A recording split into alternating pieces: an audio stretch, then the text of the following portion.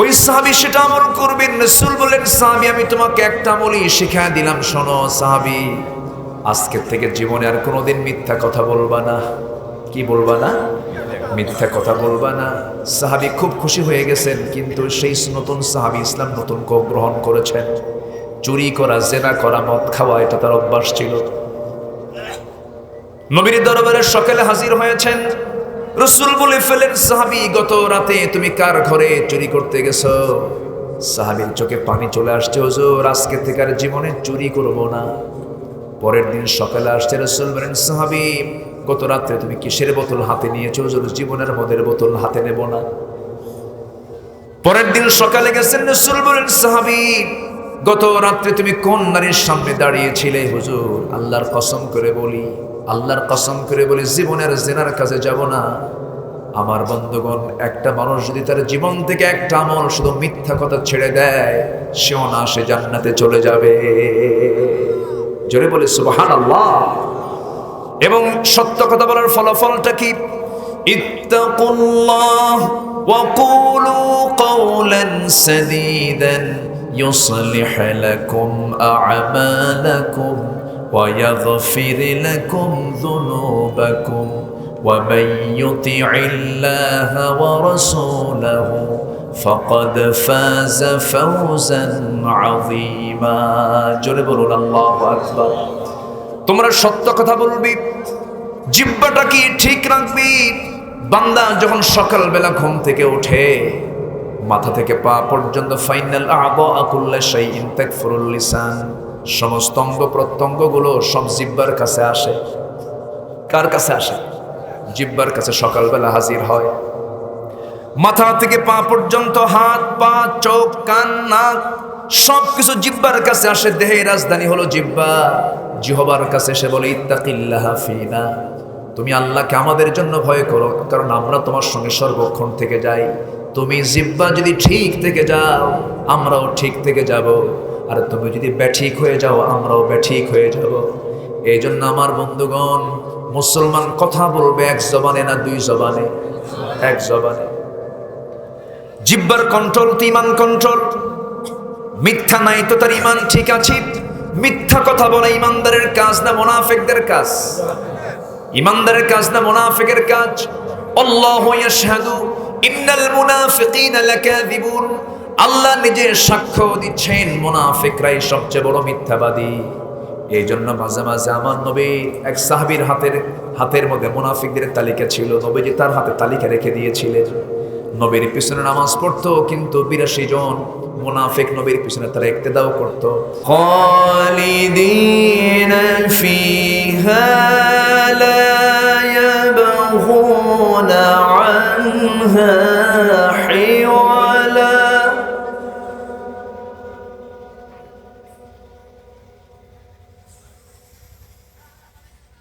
قل لو كان البحر مدادا لكلمات ربي لنفد البحر قبل أن تنفد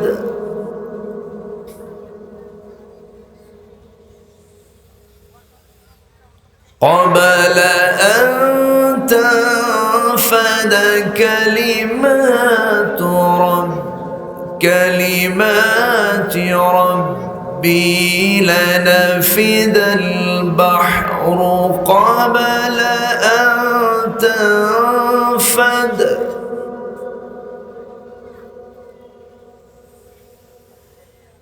قبل أن تنفد كلمات ربي ولو جئنا بمثله مددا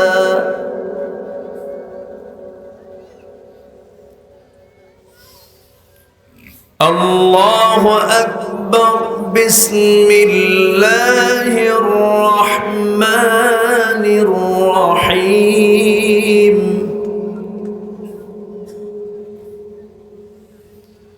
إن الله وملائكته يصلون على النبي يا أيها الذين آمنوا صلوا عليه وسلموا تسليما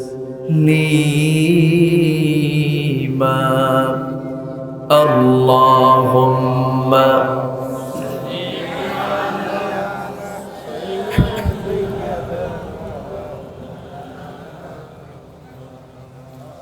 وعلى آل سيدنا একটু মোহাব্বত দিয়ে নবীর প্রেমে মাতোয়ারা হয়ে জবান খুলে উচ্চ আওয়াজে সবাই বলুন আল্লাহুম্মা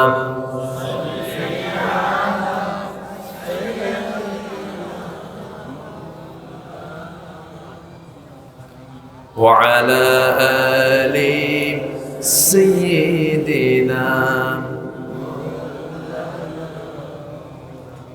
সবাই বলুন বালাগাল উলা বিকামালিহি কাশাফাত তুজা বিজামালিহি হাসনাত জামিউ খিসালিহি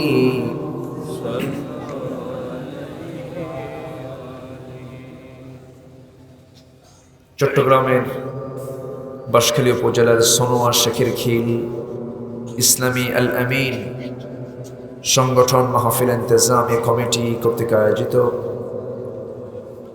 22 জানুয়ারি অনুষ্ঠিত 20তম তাফসীর মাহফিল 2023 আজকের এই মহৎ আয়োজনের সম্মানিত সুযোগ্য সভাপতি পীর কামিল শাহ সফি মাওলানা ইসহাক হুজুর হাফিজাহুল্লাহ, আজকের মাহফিলের সম্মানিত মেহমানবৃন্দ, হযরত উলামায়ে কেরাম, ফদলায়ে ইসলাম, সুশীল সমাজ, জাতির শ্রেষ্ঠ সন্তান, শিক্ষক মণ্ডলী, সামনে উপস্থিত দূরে কাছের বিভিন্ন স্থান থেকে ছুটে আসা কালিমার ঝান্ডাবাহী, তাওহীদের পতাকাবাহী, দ্বীন ইসলামের নরসারদুল বীর মুজাহিদ, প্রাণ প্রিয় সম্মানিত দ্বীনি ভাইরা, আড়ালে বসে আছেন শ্রদ্ধেয়া সম্মানিতা মা বোনেরা, আলোচনার সূচনায় আনুষ্ঠানিকতার মধ্য দিয়ে আমার পক্ষ থেকে আবারও দিল খোলা সালাম, আসসালামু আলাইকুম ওয়া রাহমাতুল্লাহি ওয়া বারাকাতুহু। সবাই কেমন আছেন? ওনারা বেগুন কেন আসন? আমি ভালা, কথা তো ধরা খেয়ে যায়, পারি না তো। তবে আপনাদের ভাষা আমি বুঝি, গালি দিলে বেশি টের পাই। সম্মানিত হাজিরিন, আল্লাহ তাআলা আমাকে আপনাকে সুস্থ রেখেছেন, আলহামদুলিল্লাহ। এর চেয়ে বড় কিছু আছে? ইগতানিম খামসান ক্বাবলা খামসিন, 5টি অবস্থা আসার আগে 5টি অবস্থাকে গনিমত মনে করো। বলেছেন মুহাম্মদ সাল্লাল্লাহু আলাইহি ওয়াসাল্লাম, শাবাবাকা ক্বাবলা হারামিক, সিহহাতাকা ক্বাবলা মারাদিক, গিনাকা ক্বাবলা ফাকরিক, ফিরাগাকা ক্বাবলা শুগলিক, হায়াতাকা ক্বাবলা মাউতিক, আও কামা ক্বালা আলাইহিস সালাতু ওয়াস সালাম। রাসূল বলেছেন, বার্ধক্যের পূর্বে যৌবনের, অসুস্থের পূর্বে সুস্থতা, ব্যস্ততার পূর্বে অবসরের, এরপরে অসচ্ছলতার পূর্বে সচ্ছলতা, মৃত্যুর পূর্বে জীবনকে তোমরা গনিমত মনে করো, বলেছেন মুহাম্মদ সাল্লাল্লাহু আলাইহি ওয়াসাল্লাম। তো আমরা সুস্থ আছি, অসুস্থের যন্ত্রণাটা কি এটা হসপিটালে না ভর্তি হওয়া পর্যন্ত এটা বোঝা যাবে না। আমরা সুস্থ আছি, সবল আছি, এটাই পৃথিবীর সবচেয়ে বড় একটা নিয়ামত, বলি আলহামদুলিল্লাহ। সম্মানিত হাজিরিন, আমি আলোচনার সূচনায় আমি খুবই পরিচিত সূরা কাহাফের শেষ দিকের কয়েকটি আয়াত আমি তেলাওয়াত করেছি। আমার হাতে সময় আজকে খুবই কম, হয়তো অনেকে মনক্ষুণ্ণ হতে পারেন, হয়তো অনেকে আসবেন আমাকে পাবেন না, এটাও হতে পারে, এটাই হবে। আমার নির্দিষ্ট শিডিউলটা ছিল হলো আজকে বাদুল আসর, আসর পর। তো সেখানে কমিটিদের চরম অনুরোধের কারণে তারা অত্যন্ত বিনয়ী আলহামদুলিল্লাহ বলেছেন, হুজুর আপনি মাগরিবের পরে অন্তত আপনার সালামটা দিবেন, কিন্তু আসর পরে তো এলাকার মানুষ কর্মজীবী বেশি, তারা মাঠে আছে। এই জন্য আমি মূলত আজকে ব্যাখ্যামূলক কোনো কথা বলার জন্য আমি আজকে উঠিনি, মূলত একটু কুশল বিনিময় কিছু কথা আমি বলতে এসেছি। সম্মানিত ভাইয়েরা, সম্মানিত বন্ধুগণ, আল্লাহ তাআলা আমাকে আপনাকে নির্দিষ্ট একটি সময় দিয়ে পাঠিয়েছেন। এই পৃথিবীতে সবচেয়ে দামি জিনিস হলো সময়, দ্য টাইম। এই জন্য আল্লাহ তাআলা একটা সূরাও নাজিল করেছেন, ওয়াল আসর, সময়ের কসম। পৃথিবীতে সবচেয়ে বড় অপরাধ হলো আল্লাহর কাছে সময়কে নষ্ট করা। সময়কে নষ্ট করার কোনো সুযোগ নাই। সময় দিয়েছেন কেন? আল্লাহ রাব্বুল আলামিন বলেন, হুয়াল্লাযী খালাকাল মাউতা ওয়াল হায়াতা লিয়াবলুয়াকুম আইয়ুকুম আহসানু আমালান ওয়া হুয়াল আজিজুল গফুর। তিনি সেই মহান সত্তা যিনি মৃত্যু জীবন সৃষ্টি করেছেন যেন তিনি বুঝে নিতে পারেন তোমাদের মধ্যে কোন কোন বান্দাগুলো নেক আমল করে যেতে পারে। এই জন্য আমরা দুনিয়াতে এসেছি, এই সময়ের মধ্যে আমরা ভালো কাজ করব না মন্দ কাজ করব। ভালো কাজগুলো আমাকে আপনাকে করে যেতে হবে। ভালো কাজের ফলাফল কি? সূরা কাহাফ, সূরা কাহাফ। কাহাফ মানে হলো গুহা। আসহাবে কাহাফ, أن أصحاب الكهف والرقيم كانوا من آياتنا عجبا। আসহাবে কাহাফ গুহাবাসী, যে গুহাবাসী এখনো ঘুমাচ্ছে, তারা কিয়ামত পর্যন্ত ঘুমাবে। তারা এই সমস্ত বান্দাগুলো হিজরত করে, দেশ ছেড়ে, পরিবার ছেড়ে, সমাজ ছেড়ে তারা আল্লাহর সন্তুষ্টির জন্য তারা হিজরত করেছিলেন। আল্লাহ তাদেরকে কবুল করে নিয়ে তাদেরকে এমন একটা আরামের ঘুম দিয়েছেন, কিয়ামত পর্যন্ত তারা আল্লাহর নিরাপত্তায় ঘুমাবে। জোরে কোন সুবহানাল্লাহ। সেই আসহাবে কাহাফের নামে সূরার নামকরণ করা হয়েছে। সেই সূরা কাহাফের শেষ দিকের আয়াত আল্লাহ রাব্বুল আলামিন বলছেন, বান্দা জান্নাতুল ফিরদাউস পেতে চাও নাকি? জান্নাত মোট কয়টা বলেন? বলুন, জান্নাত মোট কয়টা? একটু ভালো করে বলতে হবে, বলুন কয়টা? জান্নাত মোট কয়টা? 8টা। বলেন কয়টা জান্নাত? 8টা। সবাই কি 8 জান্নাত নিয়ে থাকবে? একটা ব্যক্তি কয়টা জান্নাত পাবে? একটা জান্নাত পাবে। তার ক্লাস অনুযায়ী কে পাবে জান্নাতুল আদন, কেউ পাবে জান্নাতে মাওয়া, কেউ পাবে জান্নাতুল খুলদ। এরকম করে আল্লাহ তাআলা 8টা জান্নাত দিয়েছেন। নাম্বার টপ হলো আল্লাহ রাব্বুল আলামিন বান্দাকে বলছেন, বান্দা তুমি যদি 2টা আমল করো আমি তোমাকে জান্নাতুল ফিরদাউস দিয়ে দেব।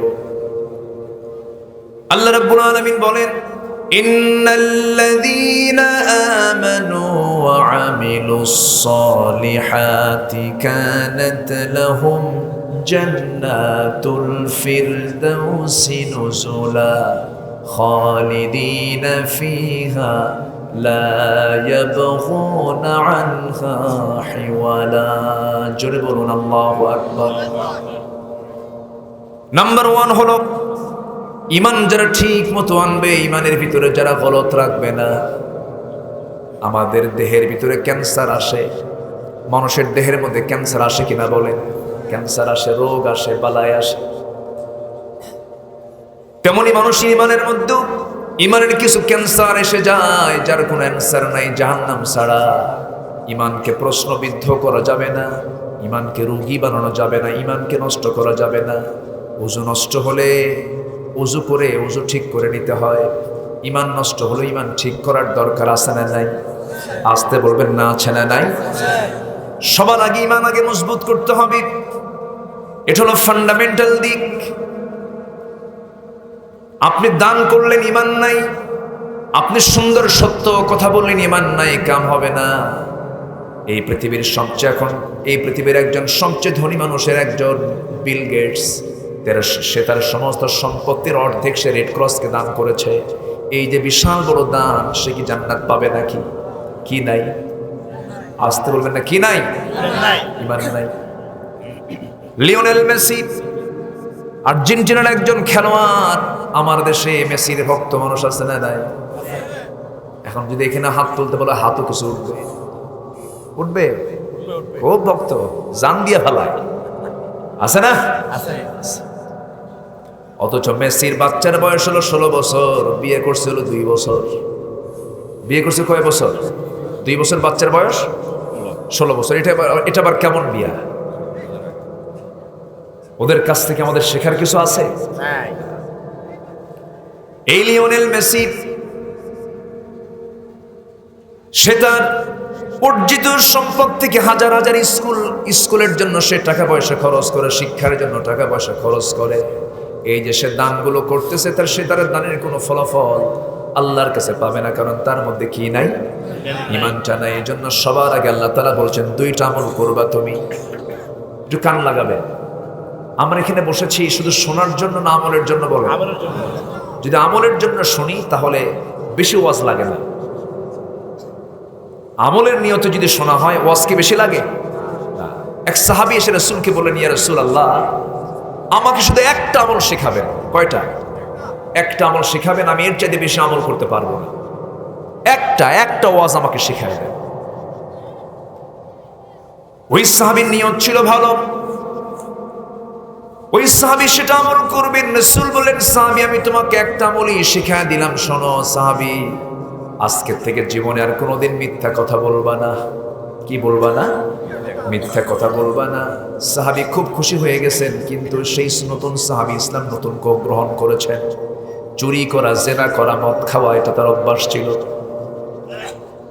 নবীর দরবারে সকালে হাজির হয়েছেন। রাসূল বলে ফেলেন, সাহাবী, গত রাতে তুমি কার ঘরে চুরি করতে গেছো? সাহাবীর চোখে পানি চলে আসছে, হুজুর, আজকে থেকে আর জীবনে চুরি করব না।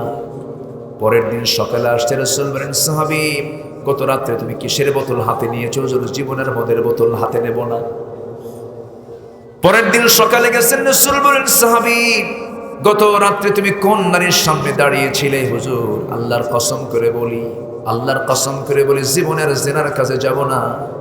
আমার বন্ধুগণ, একটা মানুষ যদি তার জীবন থেকে একটা আমল, শুধু মিথ্যা কথা ছেড়ে দেয়, সেও না, সে জান্নাতে চলে যাবে। জোরে বলে সুবহানাল্লাহ। এবং সত্য কথা বলার ফলাফলটা কি? ইত্তাকুল্লাহ ওয়া কুলু কাওলান সাদীদান ইউসলিহ লাকুম আ'মালাকুম ওয়া ইয়াগফির লাকুম যুনুবাকুম ওয়া মান ইউতি'ইল্লাহা ওয়া রাসূলাহু ফাকাদ ফাযা ফাওজান আযীমা। জোরে বলুন আল্লাহু আকবার। তোমরা সত্য কথা বলবি, জিহ্বাটা কি ঠিক রাখবি।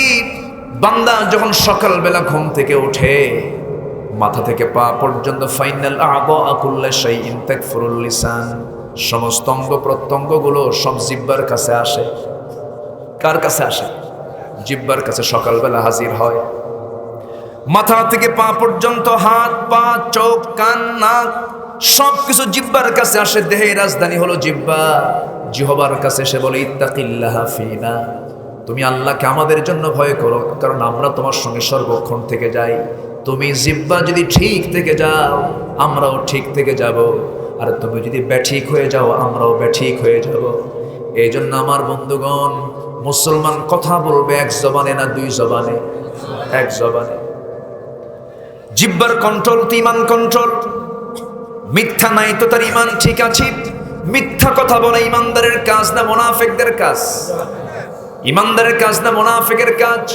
আল্লাহু ইয়াশহাদু ইন্নাল মুনাফিকিনা লাকাযিবুন। আল্লাহ নিজে সাক্ষ্য দিচ্ছেন, মুনাফিকরাই সবচেয়ে বড় মিথ্যাবাদী। এই জন্য মাঝে মাঝে আমার নবী এক সাহাবীর হাতের মধ্যে মুনাফিকদের তালিকা ছিল, নবীজি তার হাতে তালিকা রেখে দিয়েছিলেন। নবীর পিছনে নামাজ পড়তো, কিন্তু 82 জন মুনাফিক নবীর পিছনে তারা ইক্তেদাও করতো। মুনাফিকদেরকে চেনা বড় কঠিন, মাথায় টুপি আছে, মুখে দাঁড়িয়ে আছে, পরনের জুব্বাও আছে, 5 ওয়াক্ত নামাজও পড়ে। নামাজ পড়ে ইমামের পিছনে নেতা মানে হলো বেনামাজি নেতা। আছে না নাই? আজকের সমাজে নাই? আমার নবীর পিছনেও মুনাফিকরা নামাজ পড়তো, নবীর পিছনে ওয়াজ শুনতো, মনোযোগ দিয়ে চোখের পানি ফেলে ফেলে কাঁদতো তারা। নামাজ পড়তো নবীর পিছনে, নেতা মানত আবু জেহেলকে। নেতা মানত কাকে? আবু জেহেলকে। এই চরিত্রে মানুষ তো বাংলার জমিনে নাই। আসতে বল, আছে না নাই? আচ্ছা, ইমানকে সলিড রাখতে হবে। ইমানকে কখনো প্রশ্নবিদ্ধ করা যাবে না। ইমানকে নিফাক মুক্ত রাখতে হবে, ইমানকে জুলুম মুক্ত রাখতে হবে, শিরিক মুক্ত রাখতে হবে, বেদাত মুক্ত রাখতে হবে। আল্লাহ তাআলা অন্য জায়গায় বলছেন, ওয়াল্লাযীনা আমানু ওয়া লাম ইয়ালবিসু ঈমানাহুম বিযুলমিন উলাইকা লাহুমুল আমনু ওয়া হুম মুহতাদুন। ঈমান যারা আনবে এবং ঈমানকে যারা জুলুম দ্বারা যারা আচ্ছাদন করবে না, জুলুম মুক্ত যারা, শিরিক মুক্ত যারা রাখবে, ইন্না শিরকা লাযুলমুন আযীম, শিরিক হলো মস্ত বড় জুলুম। কারণ আল্লাহ তাআলা বলছেন, বান্দা সকল গুনাহ মাফ করব, সকল গুনাহ মাফ হয়ে যাবে, কিন্তু শিরিকের গুনাহ তুই করবে, আমি তোকে কখনো মাফ করব না। কার ওয়াদা? আসতে বলবেন না, কার ওয়াদা? আল্লাহর ওয়াদা। এই জন্য আমরা ঈমানকে নষ্ট করব না, ঈমানের আমরা যত্ন করব। জোরে বলি ইনশাআল্লাহ। ওযু নষ্টের কারণ কয়টা যদি প্রশ্ন করা হয়, অনেকেই জবাব দিতে পারবেন। ওযু ভঙ্গের কারণ আমরা জানি, এরপরে নামাজ ভঙ্গের কারণগুলো আমরা জানি, কিন্তু ঈমান কেন ভঙ্গ হয়, ঈমান ভঙ্গের কারণ তো সবার জানা নাই। ঈমান ভঙ্গের 1 নাম্বার কারণ হলো যে বান্দা শিরকের কাজ করবে। কিসের কাজ করবে? শিরকের কাজ করবে। শিরকের কাজে আমরা যাব না। জোরে বলি ইনশাআল্লাহ। আরো জোরে বলি ইনশাআল্লাহ। আল্লাহ কবুল করুন। জোরে বলি আমিন। আমার ভাইয়েরা, ঈমানটাকে সলিড রাখতে হবে। ঈমান যদি ফ্রেশ থেকে যায়, ঈমান যদি রোগমুক্ত থেকে যায়, ঈমান যদি কুফরি মুক্ত থেকে যায়, তাহলে সে প্লাস পয়েন্টে থেকে গেল, তার জন্য জান্নাতটা সহজ হয়ে গেল। কিন্তু যে ঈমানদার, তার ঈমানদারের মধ্যে তার কিছু গুণ থাকার দরকার আছে না নাই? কোথাও যদি ধোঁয়া ওড়ে, বুঝতে হবে ধোঁয়ার নিচে কি আছে। বলেন কি আছে? কোন ঘরের মধ্যে যদি এখানে গোবর, এখানে গোবর, এখানে গোবর, দেখেন সেটা কিসের ঘর হবে? গোয়াল ঘর। কিসের ঘর? গোয়াল ঘর। ধোঁয়া মানে নিচে আগুনের অস্তিত্ব। ঠিক তেমনি আমি যে ইমানদারের কিছু সিমটম আছে, আল্লাহ রাব্বুল আলামিন বলছেন, যে বান্দার মধ্যে আমি 7টা গুণ পাবো, আমি তাকে জান্নাতুল ফিরদাউসের ওয়ারিস বানায় দেব। জোরে বলেন সুবহানাল্লাহ। জোরে বলেন সুবহানাল্লাহ। 7টা গুণ, এটা হচ্ছে ইমানদারের লক্ষণ। আমার ভাইয়েরা, তাহলে মিলাই নেব আমরা। যদি এগুলোর সাথে মিলে থেকে যায়, আমি ইমানদার হতে পেরেছি। জান্নাত যদি মিল থেকে যায়, আমি ইমানদার হতে পারি নাই। আমাকে ইমানদার হতেই হবে। এটা আমার আপনার জন্য চ্যালেঞ্জ। এই দুনিয়াতে এসেছি আমরা জান্নাতের আশায় না জাহান্নামের আশায়? কিসের আশায়? আমাদের বাপের ভিটা কোথায়? অনেকে চিন্তা করতেছেন যে সোনুয়া কোথায়, বাপের ভিটা কোথায়? বলেন। জান্নাতে সবাই যাবেন না? সবাই কি যেতে রাজি আছেন? সেই জান্নাতে যেতে হলে, জান্নাত তো বহুদূর, আল্লাহর স্পেশাল ফ্লাইট ছাড়া আমরা জান্নাত পাবো না। ফ্লাইট লাগবে। কার ফ্লাইট? এই দুনিয়াতে বসেই আমার নবীজি আল্লাহ তাআলার স্পেশাল ফ্লাইটে করে জান্নাত দেখে এসেছেন। আসেন নাই? আল্লাহর বাড়ি দেখে এসেছেন। কেউ যদি জান্নাত পেতে চায়, আল্লাহর আরশ আজিমের আশেপাশেই তো জান্নাত। সেই জান্নাতে যেতে হলে ফ্লাইটে চড়তে হবে। কার ফ্লাইটে? কার ফ্লাইটে? আল্লাহর ফ্লাইটে। পৃথিবী থেকে তো অনেক দূর, কেমনে যাবেন আপনি? মানুষ নাকি আগে বানর ছিল, বুঝলেন? আমরা জান্নাত থেকে আসলাম আর আমাদেরকে বানর বানায় ফেললো। দেখেন কিন্তু কথা নাকি? হ্যাঁ, বানরের বংশধরদের কাছ থেকে আদম সন্তানের শিক্ষা নেবার কিছু না, ঠিক কিনা? ওরা সব কিসের বংশধর? যতটা বিশ্বাস করে তো ওরা আমাদের বংশধর বানর না, আমরা একজন নবীর সন্তান। আমরা কিসের সন্তান বলেন? আমরা নবীজাদা। কি আমরা নবীজাদা না? আমাদেরকে অনেকে বলে, অনেক জায়গায় বলে, হুজুর আমি তো অমুক পীরজাদা। পীরের ছেলেই তো পীরজাদা হয়। আমার দেশে সব পীর কি সহি? আস্তে সব পীরকে সহি? আমি কোন পীরকে খাটো চোখে দেখি না। পীর ভালো, যারা আসল পীর ছিলেন তারা ভালো। নূহের ছেলে কেনান কাফের ছিল, কি আছে না নাই? নবীর ছেলে যদি কাফের হয়, সব পীরের ছেলে পীর হবে, সব পীরজাদা। দুই একটা হারামজাদা নাই? আসতে কম কেন? আছে না নাই? সম্মানিত ভাইয়েরা, তো আমাদেরকে যখন বলে আপনি কি, তোমরা তো পীরজাদা, আমি নবীজাদা। কেন? আমার বাপ নবী ছিল। কি আমরা নবীর সন্তান না? আমাদের বাপকে আদম, তিনি কি ছিলেন? প্রথম মানুষ, প্রথম জ্ঞানী, প্রথম মানুষ, প্রথম বিজ্ঞানী, প্রথম মানুষ, সভ্যতার অগ্রনায়ক, প্রথম মানুষ। আমার বাপ একজন মহাজ্ঞানী মানুষ। আল্লাহু আকবার বলো। ওই সমস্ত শিক্ষা সিলেবাসের মুখে আমরা থুতু মারি। যে শিক্ষা সিলেবাস কোরআনের সঙ্গে তারুজ হয়, কোরআন যেটাকে নেগেটিভ বলবে সেটা আমাদের সিলেবাস হতে পারে না। আমরা আদম সন্তান, আমরা বানর থেকে আসি নাই। ডারউইন মদ খাওয়া মানুষ। ডারউইন কি খাওয়া মানুষ? বিবর্তনবাদের সে থিওরি দিয়েছে। ডারউইন বলেছে মানুষটাকে আগে বানর ছিল, পিছনে লেজ ছিল, লেজ দিয়ে চলতে চলতে হাঁটতে হাঁটতে ডালে ডালে ঘুরতে ঘুরতে লেজটা পিছন থেকে পড়ে গিয়ে মানুষ হয়ে গেছে। মানুষটা কাউ আল্লাহ যাবে। সম্মানিত ভাইয়েরা, আমাদের নির্দিষ্ট স্থান হলো আমরা জান্নাতে যাব। কোথায় যাব আমরা? সেই জান্নাত যাওয়ার জন্য আমাদের ফ্লাইটে চড়তে হবে। কার ফ্লাইটে? দুটো কাজ করতে হবে, আমলে সালেহ আর ঈমানটা ভালো করে আনতে হবে। সেই জান্নাতটা কত দূর? মুরব্বী খুব জ্ঞানী মানুষ, আসর থেকে মাগরিব পর্যন্ত কথা বলেছি, খুব ইন্টেলেকচুয়াল, অত্যন্ত সচেতন মানুষ তিনি। আমরা যদি জান্নাত পেতে চাই, আল্লাহর রহমত ছাড়া কি আমরা জান্নাত পাবো নাকি? পাবো না। এখান থেকে জান্নাতটা কত দূর দেখেন, যেখানে বসে আছি ঠিক এখান থেকেই সূর্য এত দূর প্লেটের মতো দেখতে পাই। এই পৃথিবী থেকে সূর্যের দূরত্ব এত দূরে থাকার কারণে আমরা ছোট দেখতে পাচ্ছি। 50 কোটি 10 লক্ষ বর্গ মাইলের এই দুনিয়া, 228টি দেশের এই দুনিয়াকে যদি আপনি 13 লক্ষ দুনিয়া বানান, এরকম একটা সূর্যের সমান হলো। আল্লাহু আকবার বলো। এই সূর্যের চাইতে আবার তারকাগুলো এত বড়। বেটেল জুইস একটা তারকা আছে, যে তারকা সূর্যের চাইতে 33 কোটি গুণ বড়। আল্লাহু আকবার বলেন। একটা গ্যালাক্সির মধ্যে 50 বিলিয়ন করে তারকা আল্লাহ তাআলা রেখে দিয়েছেন। 100 কোটিতে 1 বিলিয়ন। জোরে কোন আল্লাহু আকবার। পৃথিবীর সবচেয়ে নিকটবর্তী তারকা হলো প্রক্সিমা সেন্ট্রাই। প্রক্সিমা সেন্ট্রাই যদি কেউ যেতে চায়, আমরা চাঁদের দেশ সফর করেছি, মঙ্গল গ্রহ সফর করেছি। যদি কেউ চাঁদের দেশ, মঙ্গল গ্রহের মতো যদি কেউ তারকার দেশ যেতে চায়, সবচেয়ে কাছের তারকা হলো প্রক্সিমা সেন্ট্রাই। প্রক্সিমা সেন্ট্রাই যদি কেউ যেতে চায়, বর্তমান দুনিয়ার সবচেয়ে দ্রুতগামী যানবাহন হলো অ্যাপোলো 11 নভোযান, যার গতি হলো পার আওয়ার 39,000 কিলোমিটার। 39,000 কিলোমিটার বেগে যদি কেউ সেই তারকার দেশে যদি রওনা দিয়ে দেয়, তার সময় লেগে যাবে 1,15,000 বছর মাত্র। যাবেন কারা কারা? হাত তুলে। সম্ভব? আসতে বলে সম্ভব?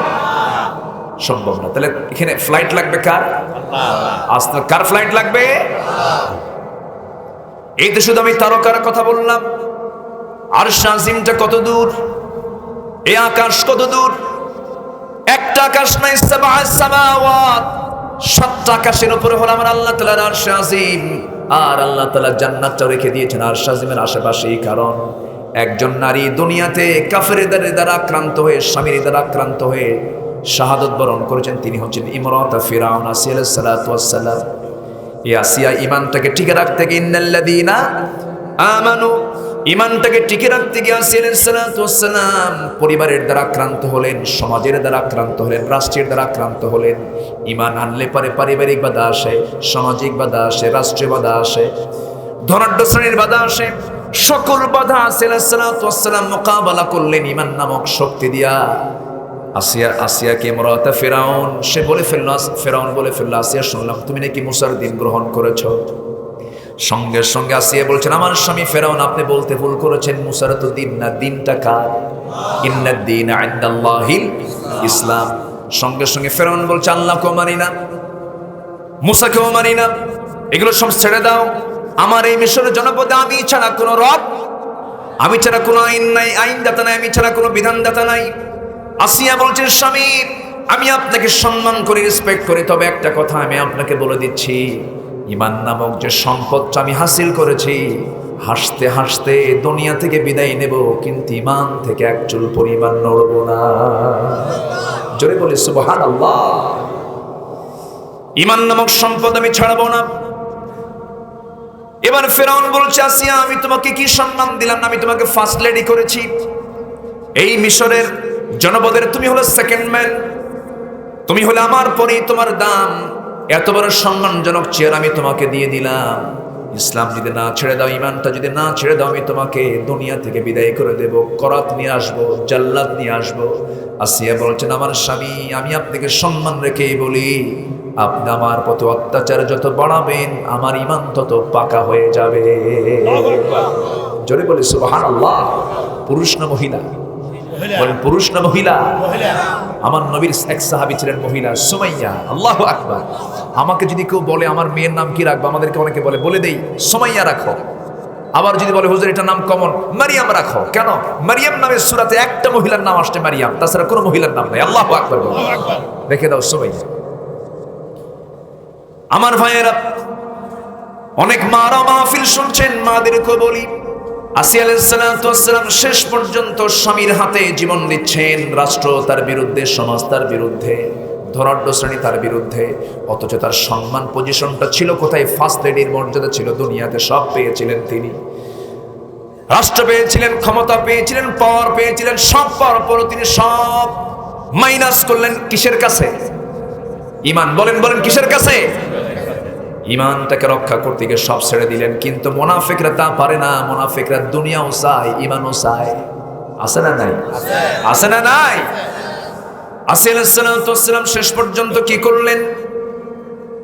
অত্যাচারের সম্মুখীন হয়ে গেলেন, জাল্লাদ সামনে হাজির হয়ে গেছে। অধিকাংশ তাফসীর এসেছে, ম্যাক্সিমাম তাফসীরের বর্ণনা হলো সূরা তাহরিমের শেষ আয়াতের দিকে এই তাফসীরটা এসেছে। সেই সময় করলো কি? ইমরাতা ফিরাউন আসিয়া আলাইহিস সালাতু ওয়াস সালামের সামনে জল্লাদ হাজির হয়ে গেল। জল্লাদ তার করাতটা হাতের মধ্যে নিয়েছে, মাথায় তার লাগায় দিয়েছে। জল্লাদ যখন মাথায় যখন সেই করাতটা লাগিয়ে দেওয়ার সঙ্গে সঙ্গে আসিয়া আলাইহিস সালাতু ওয়াস সালাম একটা দোয়া করেছেন। সেই দোয়া করেছেন তিনি কত আগে, তিনি হলেন মুসার উম্মত, তার কিতাব হলো তাওরাত। অথচ তার দোয়াটা আল্লাহ রাব্বুল আলামিন কোরআনে কারীমের মধ্যে সূরা তাহরিমে স্থান করে দিয়েছেন। কি দোয়াটা তিনি করেছেন? সেই দোয়াটা হলো, রব্বি বিনিলি ইনদাকা বাইতান ফিল জান্নাতি ওয়া নাজ্জিনি মিন ফিরআউনা ওয়া আমালিহি। আয় আল্লাহ তাআলা, তুমি আমার জন্য বানিয়ে দাও তোমার কাছে ইনদাকা বাইতান ফিল জান্নাহ।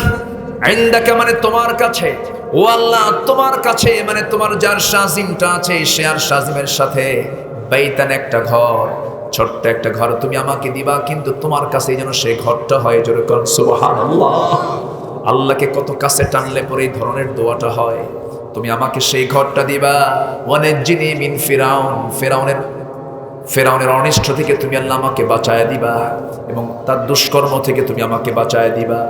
হাসতে হাসতে তিনি দুনিয়া থেকে বিদায় নিয়ে নিলেন, কিন্তু তিনি তার ঈমানটাকে পরাজিত করলেন না। ঈমানটাকে তিনি বিজয়ী করে গোটা দুনিয়ার সমস্ত মুসলমান নরনারীকে জানিয়ে দিল, দুনিয়ার মুসলমান নরনারীরা ঈমানটাকে যত্ন করতে গিয়ে হাসতে হাসতে আল্লাহর পথে জীবন দিতে হয়। যেরকম সুবহানাল্লাহ। আমার ভাইয়েরা, ওয়া আমিলুস সালিহাত, নেক আমল, ঈমানদারদের 7টা গুণ। নাম্বার 1 হলো নামাজ দিয়ে শুরু। ওয়াল্লাযীনা হুম আলা সালাতি ওয়াল্লাযীনা হুম আনি ক্বাদ আফলাহাল মুমিনুন আল্লাযীনা হুম ফি সালাতিহিম খাশিউন। ওই সমস্ত মুমিনরা সফল কাম যারা নামাজটাকে খুশুর সঙ্গে আদায় করে। ওয়াল্লাযীনা হুম আনিল লাগবি মুরিদুন। নাম্বার 2, জিহ্বা থেকে অনর্থক কথা মুখ থেকে বের করে না। নাম্বার 3, যারা যাকাতটা ঠিক মতো আদায় করে। নাম্বার 4, ওয়াল্লাযীনা হুম লিফুরুজিহিম হাফিযুন, যারা লজ্জাস্থানকে হেফাজত করে। রাসূল বললেন দুটো জিনিসের জামিন হবে তুই আমার কাছে, আমি তোর জন্য বেহেশতের জামিন হব।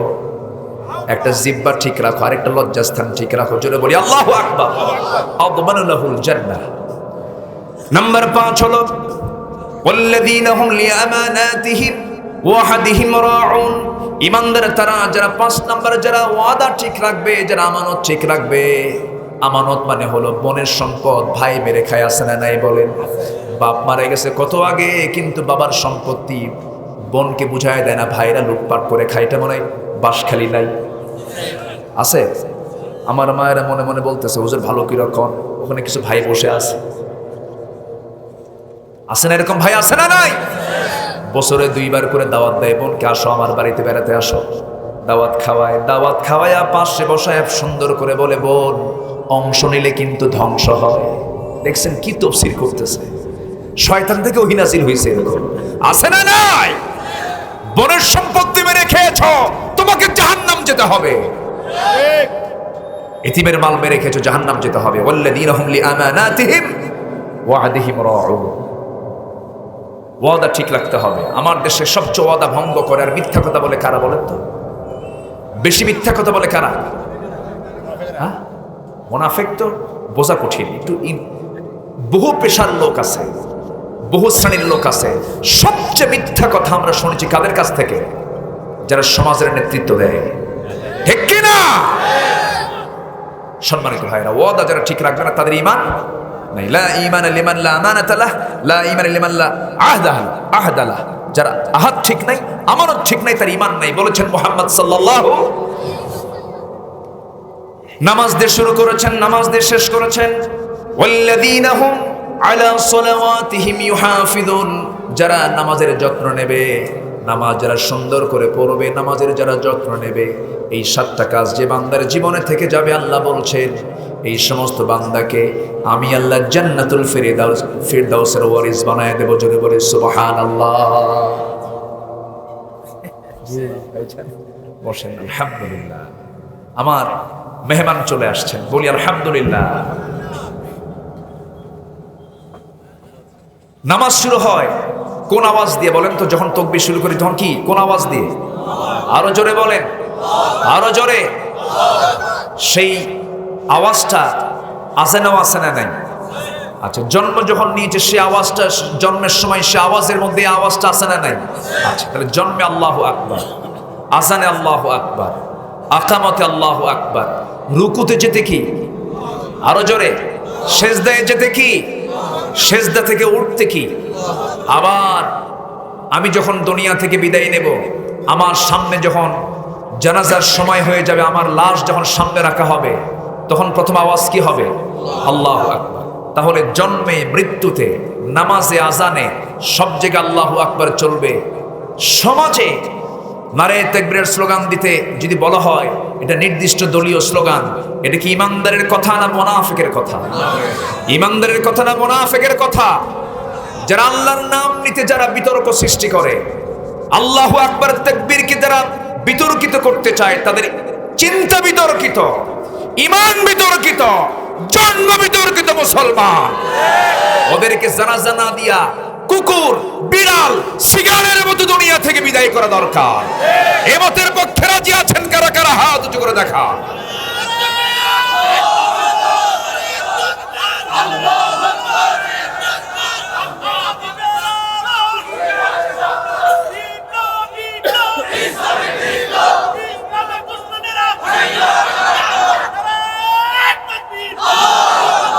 সব বাদ দেব, আল্লাহকে বাদ দেওয়া যাবে? সব ছাড়বো। আমার আশ্রয়স্থলকে দিন শেষে কে? এখানে ফখরুল্লাহ আশিকি ভাই আছেন, মুরব্বী আছেন। হঠাৎ করে একজনের মৃত্যু হলো, হাজার হাজার মানুষ কিছু করতে পারবে? সর্বোচ্চ বাঁশখালী উপজেলা স্বাস্থ্য কমপ্লেক্সে একটা ফোন দিয়ে বলবেন অ্যাম্বুলেন্স হাজির করো। অ্যাম্বুলেন্সের লাশটা উঠায় দিয়ে বলবে ড্রাইভারকে, ড্রাইভার বাড়িতে পৌঁছায় দাও। কিন্তু বাড়িতে লাশ নিয়ে যাওয়ার পর আত্মীয় স্বজন কি আমার লাশটা কি ঘরের মধ্যে তুলবে? তুলবেও না। গরম পানি দিয়ে গোসল করায়া দিয়া সব কাপড় খুলে নিয়া খালি হাতে ফকির বেশে কবরে পাঠায় দেবেন। দিন শেষে একমাত্র কেবলমাত্র শুধুমাত্র কে? আল্লাহ তাআলা। সম্মানিত ভাইয়েরা, এই জন্য আমরা আল্লাহকে নিয়ে থাকতে চাই, ইমানটাকে মজবুত করব।